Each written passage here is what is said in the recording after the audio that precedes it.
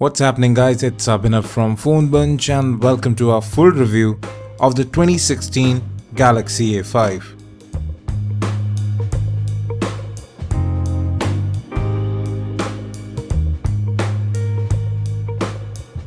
Now the first thing you will notice about the A5 is how brilliant it looks. Superb glass and metal construction, 2.5D curved glass at the top and bottom, which make the phone easier to hold even though it is a bit slippery.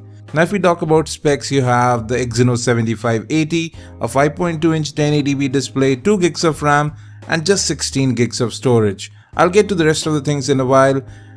Let's talk about build. On the right you have the SIM tray where you can hold a SIM card, a micro SD card slot, and you also have the power button which does provide good feedback. At the top you have the second nano SIM card slot and you have the secondary noise cancellation mic. You can see those antenna bands right there as well. The metal band is matte finish, so that helps in holding the phone a little bit more, and you have the volume buttons on the left, both of which do offer great feedback. The bottom is really busy. You have the headphone jack, the micro USB port, the main microphone as well as the speaker all tucked in there. So even that is actually like the Galaxy S6. This phone feels really good to hold in hand. The camera bump has been reduced a bit as well, which you can see there. There's a 13 megapixel camera there. You have LED flash right there too. Overall the phone feels good to hold in hand, but yes, it is a bit slippery and does attract fingerprints pretty easily. Now coming to the front, you have those capacitive buttons which are flanking the physical home button. Those do light up as well, and the home button actually doubles up as a fingerprint sensor, which is pretty fast. Now talking about that display, it has excellent viewing angles, great color reproduction, and it's plenty sharp. At 424 pixels per inch, it looks brilliant. And the touch response is really good on this display as well. Now if we talk about the fingerprint sensor, I already told you that it is quite fast. Now it's not the fastest out there, especially the rear mounted fingerprint sensors do tend to be slightly faster, but this one does the job pretty well and it is quite accurate.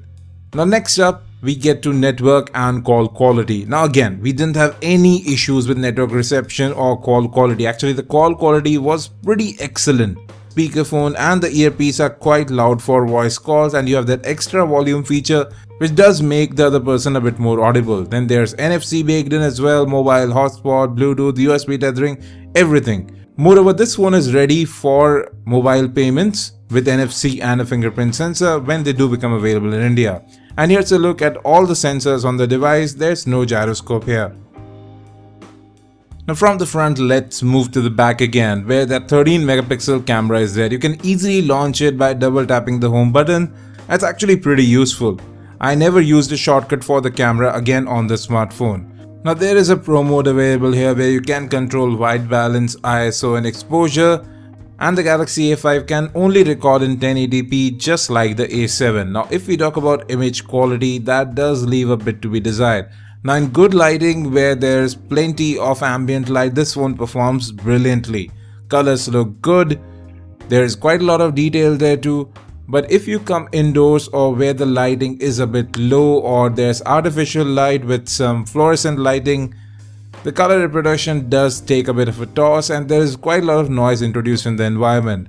The flash definitely helps in that aspect, but overall it's a decent camera when you are outside, but when you come inside, it's just an average camera. Now video recording was actually far better. There the colors looked far punchier, you have continuous autofocus, and the audio quality is pretty good as well. The exposure control is quite better there.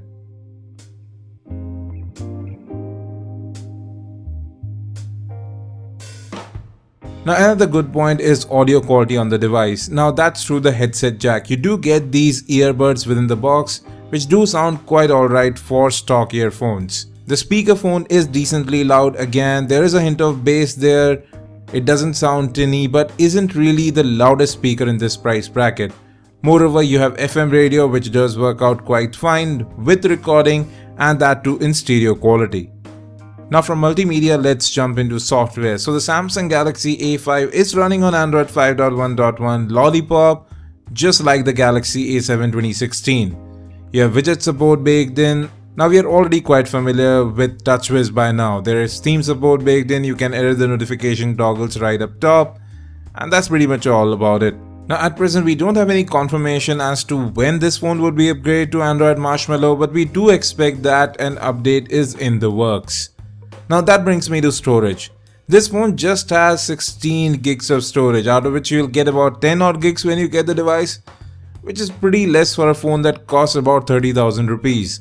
And just 2 gigs of RAM on the device, and with that there is a bit of an issue with multitasking, which I'll get to in a short while. Now in general, performance is very good on the device. You can see that web browsing was good, apps do open up quickly, relatively quickly. There is slight hint of lag at times, and you can see even after opening just 2 apps, the third app reloaded. So the RAM management here is actually quite aggressive. It kills every third or fourth app quite frequently, and that does get a bit annoying.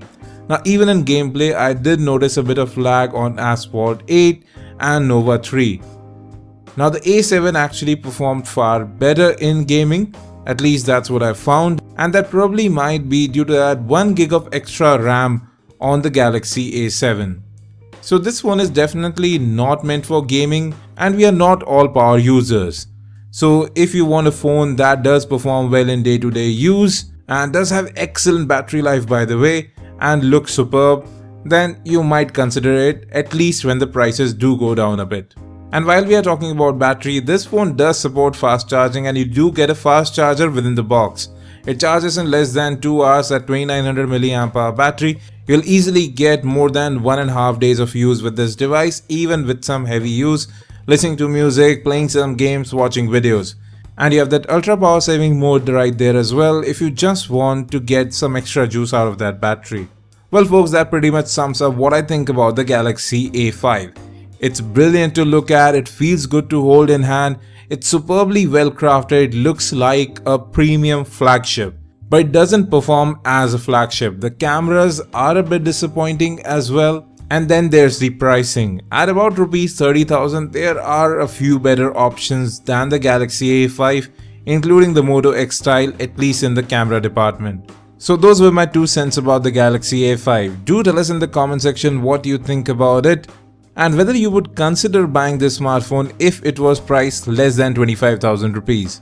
Well, thanks for watching. If you have any questions, any suggestions, hit us in the comment section. Please do hit that red subscribe button. And as always, have a great day.